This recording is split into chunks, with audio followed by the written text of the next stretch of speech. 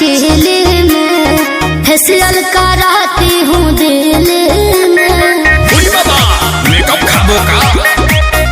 अरे आता है नाम खर्चीले में, मेकअप कराती हूँ दिल में।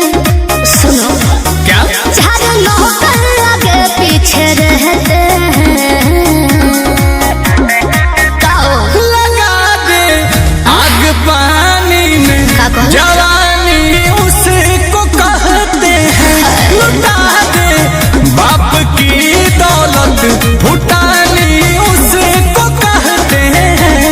लगा दे आग पानी में, जवानी उसको कहते हैं। कैसे तो ऐसे करिए। अब मुझे समझाने लगे।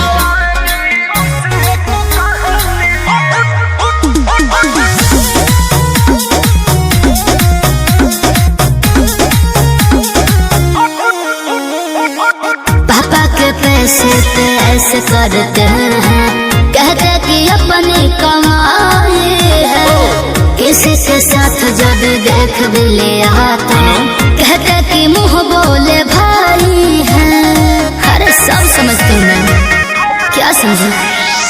प्यार तो कम ज्यादा मार करवा के गरम माहौल कर देती है। अच्छा। लिख के आई लव यू वाला मैसेज सेंड टू ऑल कर देती है।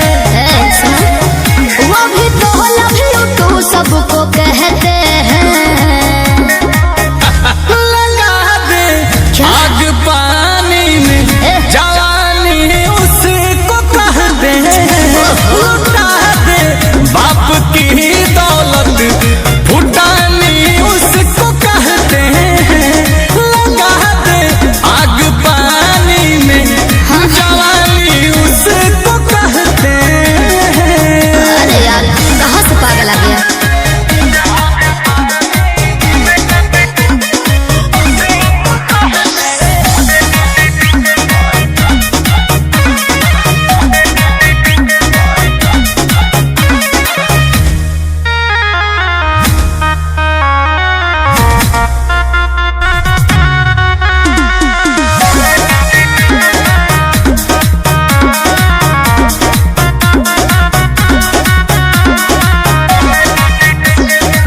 आजकल के लड़के धोखेबाज बढ़ते रहते हैं कहीं गो के फेरे में। ऐसा नहीं है। कहर के नाम पे थिएटर ले जाते तो? कभी बुलाते हैं डर में।